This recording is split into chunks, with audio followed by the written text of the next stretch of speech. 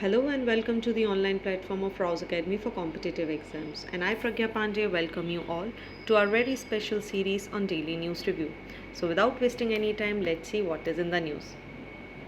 The first image which you are seeing here, ये बात कर रही है सांभर डियर के बारे में. तो चलिए देख लेते हैं आखिर क्या है न्यूज़ में. देखिए, सांभर डियर की जब हम बात करते हैं तो ये एक लार्ज स्पीशी है जो कि नेटिव आपको देखने मिलेगी इंडियन सब कॉन्टिनेंट और साउथ ईस्ट एशिया में. प्राइमरली अगर हम बात करें तो ये यूजुअली हमें फॉरेस्ट एरिया में, चाहे डेसीडियस हो या एवरग्रीन फॉरेस्ट हो, दोनों जगह पर ये हमें देखने के लिए मिलते हैं. एक और इनका फीचर बहुत अच्छा है कि ये लार्ज और इम्प्रेसिव एंटलर्स होते हैं. ये एंटलर्स टिपिकली अगर आप देखेंगे तो केवल और केवल मेल्स में आपको देखने मिलेंगे, जो कि लगभग 3.3 फीट तक अपनी लेंथ में यहाँ पर इंक्रीज होता हुआ दिखाई देता है. वहीं अगर हम बात करें एंटलर्स क्या है, एक और चीज़ समझ लीजिए. एंटलर्स एक शेड रीग्रो है जो एनुअली यहाँ पर इनके शरीर पर होता है, with the new antlers typically reaching their full size by the breeding season. So they are highly adaptable and can also be found in the grassland, swamp area में या कोस्टल एरिया में आपको देखने के लिए मिल जाएंगे. इनका जो हैबिटेट होता है ये वैरायटी होता है. They can use any kind of food habit according to the situation. Okay, आगे अगर हम बात करें तो देखिए IUCN की रेड लिस्ट कैटेगरी का ये पार्ट है, वल्नरेबल कैटेगरी में है. Along with that sambar deer जो है ये स्टेट एनिमल है उड़ीसा का. ये नॉक्टर्नल होते हैं, सॉलिटरी होते हैं. इनकी नेटिव रेंज जैसा हमने बात करा इंडियन सब कॉन्टिनेंट, सदर्न चाइना और साउथ ईस्ट एशिया हमें देखने के लिए मिलता है. हैबिटेट की अगर हम बात करें तो gentle slope, steep part forest, semi deciduous या एवरग्रीन फॉरेस्ट में हमें देखने के लिए मिल जाते हैं, जैसे हमने यहाँ पर बात करी. इसके अलावा ये आपको स्वाम्प, ग्रासलैंड और कोस्टल एरियाज़ के आसपास भी देखने के लिए मिलेंगे. इनका जो डाइट है वो वैरायटी होता है. थ्रॉन और एरिड फॉरेस्ट गुजरात और राजस्थान में इनका ये आपको देखने के लिए मिल जाएंगे. पेनिनसुलर इंडिया में आपको देखने के लिए मिल जाएंगे और हिमालयन फुटहिल्स में पाइन और ओक फॉरेस्ट में भी आपको देखने के लिए ये बहुत आसानी से मिल जाएंगे. कंजर्वेशन की अगर हम बात करें तो देखिए schedule 1 wild life protection act 1972 का ये पार्ट है. इसी के लिए इनके लिए प्रोटेक्टेड एरिया जैसे कान्हा किसली, कॉर्बेट, रणथंभौर, बांधवगढ़, गिर, दुधवा, मानस, काजीरंगा और सिरस्का नेशनल पार्क को टोटली डेडिकेट किया गया है फॉर दी सांभर डियर. आगे बात करते हैं तो इसी सेम पिक्चर में जो एरिया था, जो पिक्चर आपने देखी, ये थी मुडुमलाई टाइगर रिजर्व की. तो चलिए बात कर लेते हैं मुडुमलाई टाइगर रिजर्व की. मुडुमलाई टाइगर रिजर्व आज की डेट में लोकेट करता है नीलगिरी डिस्ट्रिक्ट, तमिलनाडु में. ये एक ट्राई जंक्शन है 3 स्टेट्स का, कर्नाटका, केरला और तमिलनाडु. वहीं अगर हम बात करें तो ये पार्ट है नीलगिरी बायोस्फीयर रिजर्व का, जो कि पहला बायोस्फीयर रिजर्व है इंडिया में. नीलगिरी बायोस्फीयर रिजर्व की जब हम बात करते हैं तो along with the Wayanad wild life sanctuary जो कि केरला में है, वेस्ट एरिया का पार्ट बनेगी. Bandipur national park Karnataka, north में इसकी साइड में आता है. मुकुर्ती नेशनल पार्क और साइलेंट वैली साउथ में, ये सभी मिलके आप देखेंगे नीलगिरी बायोस्फीयर रिजर्व का पार्ट बन जाते हैं. मुडुमलाई जो नाम है ये एक एंशियंट हिल रेंज है यहाँ पर, उसी की वजह से लगभग 65 मिलियंस पुरानी में ये हिल्स हैं, वेस्टर्न घाट्स यहाँ पर फॉर्म हुए हैं. इसी वजह से इसका नाम मुडुमलाई टाइगर रिजर्व भी देखने के लिए मिल जाता है. तो ये था इस पर्टिकुलर आर्टिकल के बारे में. आगे बढ़ते हैं. Next is about the cyclone Biparjoy. Cyclone Biparjoy यहाँ पर आप देखेंगे एक एक्सट्रीमली सीवियर साइक्लोनिक स्टॉर्म यहाँ पर क्रिएट हो चुकी है, जिसकी वजह से जो गुजरात और कच्छ का एरिया है इसके आसपास बहुत ज़्यादा रेनफॉल होने के चांसेस होने की संभावना है. हाई स्पीड विंड है जिनकी आप तो देखेंगे तो स्पीड वेलोसिटी इज़ 150 किलोमीटर्स. ये कुछ कंडीशन है. यहाँ पर ये साइक्लोन बन रहा है, दैट मीन्स अगर हम बात करें तो एक एरिया आपका बे ऑफ बंगाल का एरिया हो जाएगा, एक अरेबियन सी. तो अरेबियन सी में ये साइक्लोन आपका फॉर्म हुआ है. चलिए आगे अगर हम बात कर लेते हैं तो ये एक स्टेशन हुआ. ये लगभग 850 kilometre west of Goa and 900 kilometre south west of Mumbai. Extremely severe cyclone storm है बिपरजॉय. पावरफुल ट्रॉपिकल साइक्लोन है. हमें पता है हम ट्रॉपिकल साइक्लोन्स उन साइक्लोन्स को बोलते हैं जो यूजुअली ट्रॉपिकल एरिया के अंदर फॉर्म होते हैं. फॉर्म कहाँ पर हुआ? Over the east central Arabian sea, as I have already told you, ठीक है, and is expected to make landfall along the Gujarat Kutch coast, मतलब अभी से वार्निंग अलर्ट यहाँ पर जारी किए जा चुके हैं। साइक्लोन प्रेडिक्ट किया गया है कि ये अपनी स्ट्रेंथ है, इसको आने वाले 3 दिनों में बहुत ही ज़्यादा स्ट्रॉन्ग कर लेगा, बिकॉज एक्सट्रीमली लो प्रेशर के एरिया यहाँ पर क्रिएट हो चुका है, और आपको पता है high pressure to low pressure यहाँ पर विंड्स का मूवमेंट बहुत स्पीड अप हो जाता है। सो ये जो स्टॉर्म है इनके डिवास्टेटिंग होने की सिचुएशन बहुत ही ज़्यादा है, क्योंकि विंड स्पीड 35 से 45 किलोमीटर की रफ्तार से आगे बढ़ रही हैं, और ये कर्नाटका, गोवा और महाराष्ट्र जैसे रीजन को कवर करने वाली हैं। हालांकि आईएमडी ने अभी इसकी डिवास्टेसिटी कितनी होगी उसको बहुत ज़्यादा क्लियरली डिक्लेयर नहीं किया है, बट जो इसका इम्पैक्ट है वो इंडिया, ओमान, ईरान और पाकिस्तान जैसी जगहों पर देखने के लिए मिलेगा। बात आ जाती है बाइपरजॉय, ये नाम किसने यहाँ पर सजेस्ट किया है? तो ये नाम सजेस्ट किया है बांग्लादेश ने। इसका मतलब होता है डिजास्टर या कैलेमिटी बंगाली में, ठीक है। वही जो नेक्स्ट साइक्लोन बिपरजॉय के बाद जो भी अब साइक्लोन यहाँ पर फॉर्म होगा उसका नेम तेज होने वाला है, ये भी आप याद रखेंगे। ये नाम सजेस्ट किया है इंडिया ने। ऑलराइट, चलिए आगे बढ़ते हैं अगले आर्टिकल की तरफ, जहाँ पर बात की जा रही है ऑन गोइंग रेसलर प्रोटेस्ट के बारे में। देखिए आज की डेट में जो रेसलर प्रोटेस्ट चल रहा है उसका एक बहुत बड़ा कॉन्सेप्ट आप देखेंगे, यहाँ पर पब्लिक में बहुत ज़्यादा नाराज़गी है, पब्लिक प्रोटेस्ट हो रहा है, कैटलिस्ट सिचुएशन बनी हुई है, और कहीं ना कहीं हम देखेंगे एक सोशल या पॉलिटिकल चेंज या पॉलिसी चेंजेस हमें देखने मिलते हैं जब इस तरीके के प्रोटेस्ट होते हैं। लेकिन पर्टिकुलर रेसलर प्रोटेस्ट जो है इसने उतना मूवमेंट यहाँ पर गेन नहीं किया जैसे दूसरे किसी प्रोटेस्ट में हमें देखने के लिए मिलता है। चाहे हम अन्ना हज़ारे के आंदोलन के बारे में बात कर लें 2011 के, या निर्भया प्रोटेस्ट के बारे में बात कर लें, अगर उनको कंपेयर किया जाए तो ये पर्टिकुलर जो मूवमेंट है उसने कोई खास लाइमलाइट गेन नहीं की है। I am not seeing this, ये आर्टिकल लिखा है जोया हसन ने, तो जो उन्होंने बातें यहाँ पर कही हैं उसी को हम यहाँ समझने वाले हैं। अब देखिए आपको याद होगा एक बहुत अच्छी सिचुएशन, दिसंबर 2012, ठीक है, दिसंबर 2012 का टाइम वही है जब निर्भया केस यहाँ पर हुआ था, और इसी के बाद 2013 में हमारे यहाँ क्रिमिनल लॉज को अमेंड किया गया था, जहाँ पर जो एज ऑफ कंसेंट है वो 16 से हटाकर कर दी गई थी 18 साल। विच मीन्स अगर कोई भी महिला, कोई भी बच्ची यहाँ पर किसी भी तरीके की सेक्सुअल रिलेशन में आती है, अगर वो 18 साल से कम की हैं तो उनके कंसेंट होने के बाद भी वो कंसेंट नहीं माना जाएगा। So that consensual sex will not be valid. वही यहाँ पर वॉयरिज्म की बात की जाती है, ठीक है, विच मीन्स सो बेसिकली जो लोग वॉयरिज्म के बारे में यहाँ पर नहीं जानते, it means someone who gets pleasure from secretly watching other people specially in the sexual situation. So इसको भी यहाँ पर क्या कर दिया गया 2013 की सिचुएशन के बाद, इसे भी इनफैक्ट इंक्लूड कर दिया गया as an offence. Which means यहाँ पर एक और चीज़ यहाँ पर डिसाइड की गई कि ये जो वॉयरिज्म की जो सिचुएशन है, ठीक है, ये कहीं ना कहीं इसको जेंडर न्यूट्रलिटी से रिमूव कर दिया गया। Which means only a man can indulge and commit such kind of activities. Same goes with the stalking, और इस तरीके की सिचुएशन की क्यों गई, ताकि जो हमारे एग्जिस्टिंग लॉज हैं उन्हें और भी ज़्यादा स्ट्रॉन्ग यहाँ पर किया जा सके। All right, so first thing this is very clear. Now the questions come कि यहाँ पर आर्टिकल एक शब्द का इस्तेमाल कर रहा है विच इज़ द न्यू लिबरलिज्म, और यहाँ पर सबसे बड़ी बात की जा रही है द मिडिल क्लास। देखिए यूजुअली वर्ल्ड में कहीं पर भी किसी भी तरीके का प्रोटेस्ट हुआ है, किसी भी तरीके की सिचुएशन हुई है, आपने हमेशा देखा होगा मिडिल क्लास, चाहे आप फ्रेंच रिवॉल्यूशन की बात कर लीजिए, ठीक है, चाहे आप किसी भी बड़े रिवॉल्यूशन की बात कर लीजिए, जो आंदोलन जन आंदोलन में कन्वर्ट होने का सबसे बड़ा कारण यहाँ पर होता है मिडिल क्लास। मिडिल क्लास का इन्वॉल्वमेंट हमेशा किसी भी आंदोलन को जन आंदोलन में कन्वर्ट कर देता है। But now one thing is going on is the new liberalism, where what people are doing, they are just in the context of, again I am repeating, these are not my words, जो यहाँ पर लिखा हुआ है उसी को मैं आपको एक्सप्लेन कर रही हूँ, कि एक जो कॉन्सेप्ट है आप देखेंगे हिंदुत्व को सपोर्ट करना या ये सारी चीज़ें, तो एग्जिस्टिंग गवर्नमेंट की किसी मिनिस्टर के अगेंस्ट कोई बात नहीं करने जैसा एक कॉन्सेप्ट यहाँ पर नज़र भी आ रहा है। बिकॉज आप देखिए अभी तक कोई भी इतने बड़े प्रोटेस्ट के बावजूद किसी भी टाइप की कोई कार्यवाही नहीं की जा रही।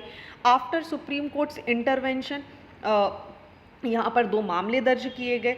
वहीं आप देखिए इतने बड़े बड़े जो विमेन एसोसिएशंस हैं, आप चाहे बात कर लीजिए, उनका कोई रोल यहाँ पर नहीं देखने के लिए मिल रहा। किसी भी तरीके का जो रोल है वो यहाँ पर आपको देखने के लिए नहीं मिलेगा, विच इज़ मिसिंग।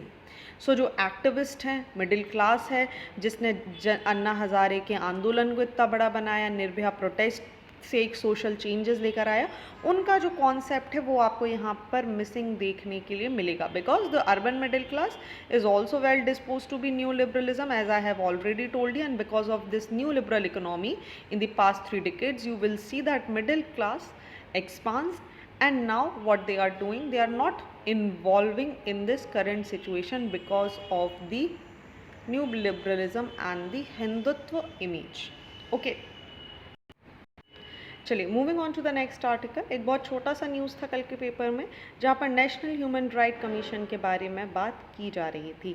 यहाँ पर वेस्ट बंगाल पंचायत पोल्स में एनएचआरसी के इन्वॉल्वमेंट के बारे में बात थी।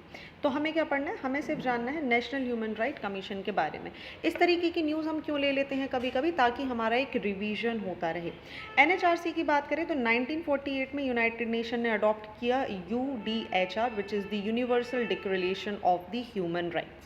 1991 में एक पेरिस प्रिंसिपल यहाँ पर अब इस्टेब्लिश किया गया by the national human right institution.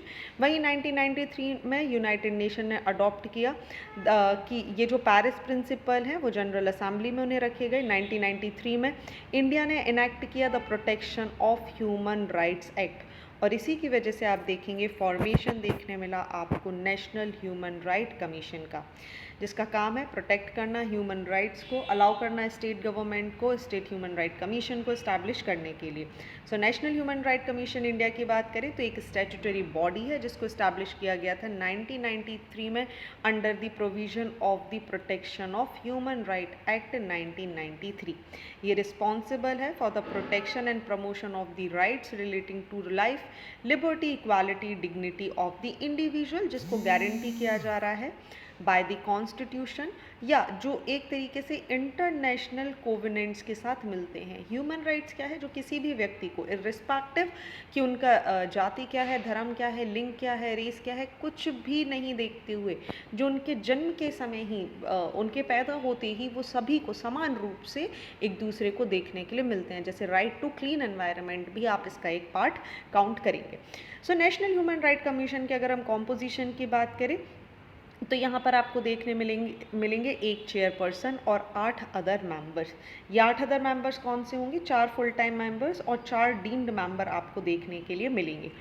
Chairman की बात करें तो ये कोई भी रिटायर्ड चीफ जस्टिस हो सकते हैं इंडिया के। मेंबर 1 की बात करें, कोई भी ऐसा व्यक्ति हु इज़ या हु हैज़ बीन द जज ऑफ द सुप्रीम कोर्ट। जो दूसरे मेंबर होंगे वो कौन यहाँ पर होंगे, 1 who is or has been the chief justice of the high court. तो एक सुप्रीम कोर्ट, एक हाई कोर्ट से आपको देखने मिल जाएंगे।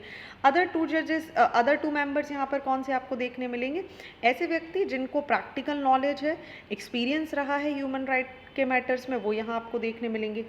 अब ये तो हो गए 4 मेंबर्स। इसके बाद हमने बोला था 4 डीम्ड मेंबर्स भी होंगे, तो ये 4 एक्स ऑफिशियो मेंबर्स होंगे। कौन कौन से, ये होंगे national commission for minorities, national commission for schedule caste, national commission for schedule tribes and national commission for women. इसके मेंबर आपको देखने के लिए मिलेंगे। नाउ द क्वेश्चंस कम कि एनएचआरसी के मेंबर्स को अपॉइंट कौन करता है। सो इनका जो सिलेक्शन होता है ये होता है रिकमेंडेड बेसिस पे, और इनको कौन प्रमोट करेगा, selection committee will recommend the candidates to the president. Selection committee में कौन कौन देखने मिलेंगे आपको, तो चेयरमैन यहाँ पर होते हैं prime minister, speaker of Lok Sabha, union home minister, deputy chairman of Rajya Sabha, leader of opposition, in the both house of the parliament. ये मिलकर यहाँ पर क्या करते हैं, इस कमेटी का फॉर्म करते हैं, ये रिकमेंड करती है और इस पर्टिकुलर कैंडिडेट को, प्रेसिडेंट को यहाँ पर रिकमेंड किया जाता है, and finally president will appoint them. Term और रिमूवल की बात कर लेते हैं, तो they hold the office for a term of 3 years, या फिर जब तक ये 70 साल की उम्र को अचीव नहीं कर लेते, जो भी यहाँ पर पहले हो। प्रेसिडेंट यहाँ पर इन्हें रिमूव कर सकता है ऑफिस से अगर किसी भी तरीके का कोई एक सिचुएशन या सर्कमस्टांसेस हमें देखने के लिए मिल जाए। यहाँ पर आपको एक और चीज़ पढ़ना ज़रूरी है साथ में, the protection of human rights act 1993 और the protection of human right amendment bill 2019। देखिए डिफरेंस क्या है, चेयरपर्सन की बात करें तो जैसा हमने एनएचआरसी के बारे में बात कर लिया, commission shall consist of chairperson who has been a chief justice of the supreme court. Amendment bill के हिसाब से अगर हम बात करें, a person who has been the chief justice of the supreme court or a judge of the supreme court will be the chairperson of NHRC. पहला difference. दूसरा other members के बारे में, एक्ट यहाँ पर NHRC 1993 प्रोवाइड करता है, they must consist of two members to be appointed from the amongst person having knowledge, या जिनको प्रैक्टिकल नॉलेज हो इस तरीके के मैटर्स में। वापस देख लीजिए, स्टार्ट में हमने डिस्कस किया था, राइट। बिल यहाँ पर क्या कर रहा है, दिस अलाउ द 3 मेंबर्स, 2 की जगह 3 मेंबर्स को ये अलाउ कर रहा है अपॉइंट करने के लिए, जिनको कम से कम यहाँ पर क्या हो, जिसमें से एक जो वुमेन हो, एक जो मेंबर हो वो यहाँ पर कोई महिला हो। एक्स ऑफिशियो मेंबर्स की बात करते हैं, एनएचआरसी 1993 की बात करें तो ये क्या बोल रहा है, एक्स ऑफिशियो मेंबर्स कौन होंगे, हमारे ये 4 लोग आपको देखने के लिए मिल जाएंगे।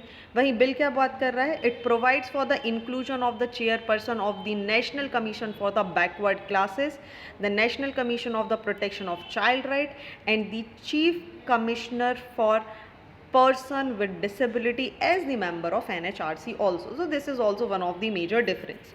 टर्म की बात करें तो यहाँ पर क्या डिसाइड किया गया था, 5 साल के लिए, या जब तक इनकी 70 साल की उम्र नहीं हो जाती तब तक होल्ड करेंगे। बिल यहाँ पर अमेंडमेंट बिल यहाँ पर क्या बोल रहा है, इसने रिड्यूस कर दिया term of office to the 3 years और till the age of 70 year, जो भी यहाँ पर पहले हमें देखने के लिए मिलेगी। क्या रीअपॉइंटमेंट की बात करता है, ठीक है, 1993 का एक्ट बोलता है, अलाउ करता है रीअपॉइंटमेंट के लिए।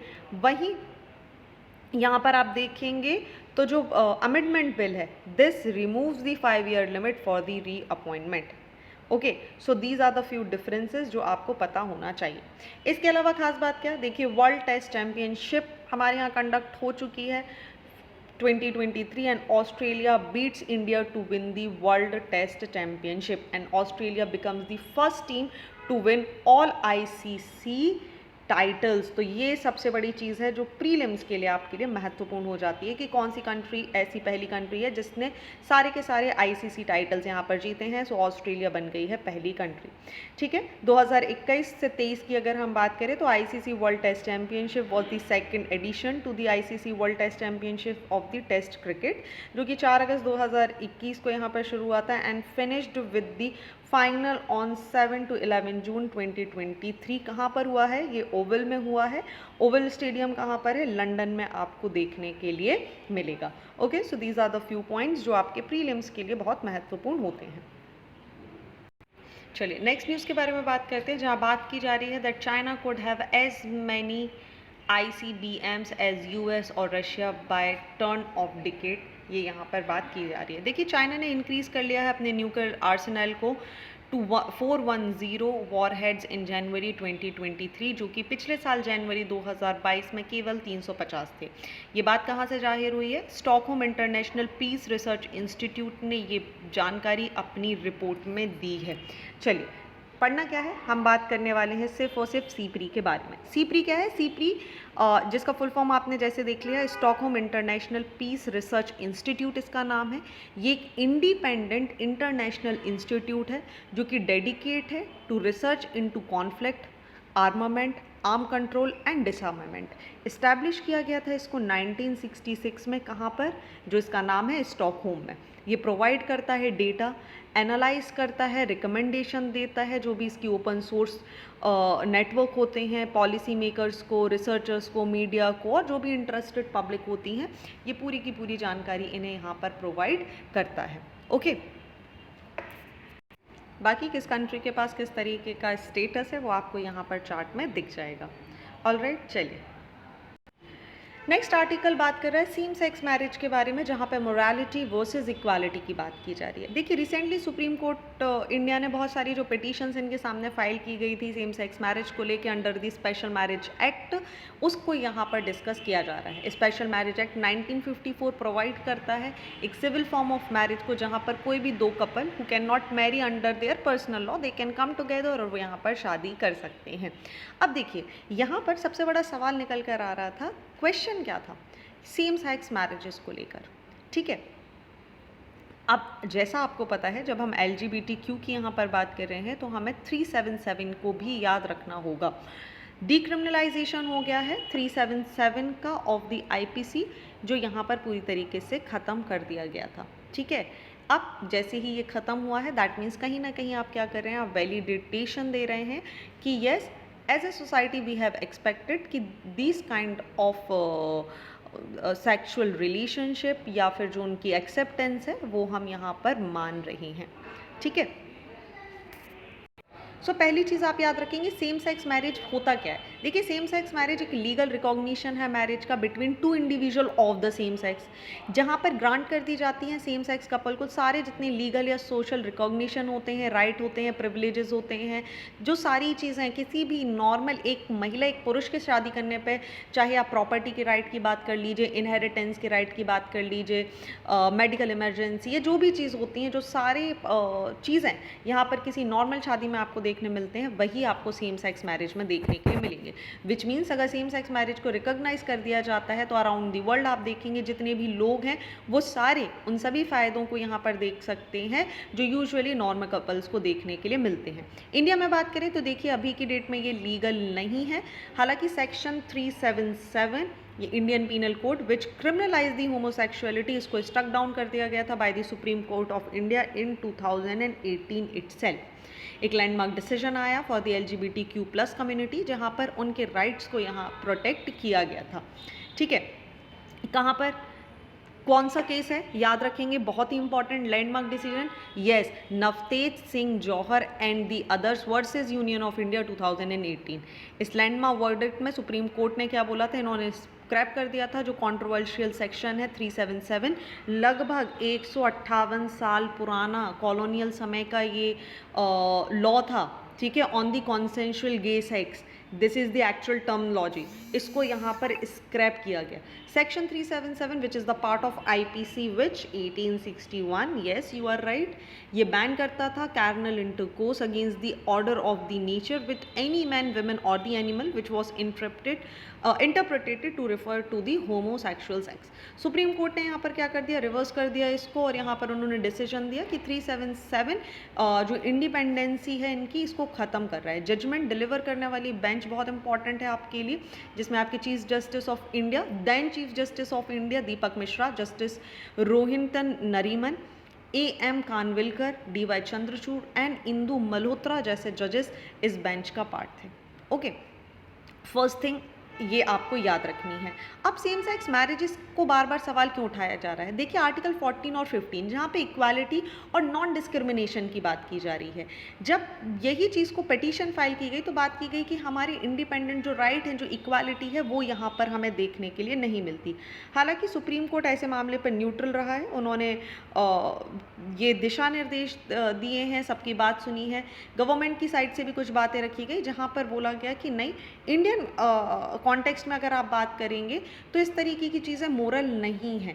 ये समाज में एक सोशल चेंज आप सडनली नहीं लेकर आ सकते, ये एक स्टिग्मा है जो होमोसेक्सुअलिटी से लेके बहुत समय से लगा हुआ है। रिलीजन पॉइंट ऑफ व्यू से देखिए इसको बहुत सारी जगह सही नहीं माना जाता। इनफैक्ट अगर आप अरब कंट्रीज़ में देखेंगे तो it is a punishable offence. So कोई भी रिलीजन ओपनली से एम्ब्रेस नहीं कर रहा है, वहाँ पर भी ये मोरालिटी के कॉन्टेक्स्ट में आ जाता है। सोशल स्टिग्मा है, पैट्रियार्की है जहाँ पर इसको सपोर्ट नहीं किया जाता, बर्डन है कलेक्टिविटी का। So these are the few point जहाँ पर इक्वालिटी और अगर आप देखेंगे तो इनके बीच में एक बहुत बड़ा टसल हमें देखने के लिए मिलता है। सो ये थे आज के इंपॉर्टेंट आर्टिकल्स। आई होप आपको सारी की सारी चीज़ें क्लियर हो चुकी होंगी। So thank you for watching this video, keep watching and do like, share and comment. Thank you and see you tomorrow.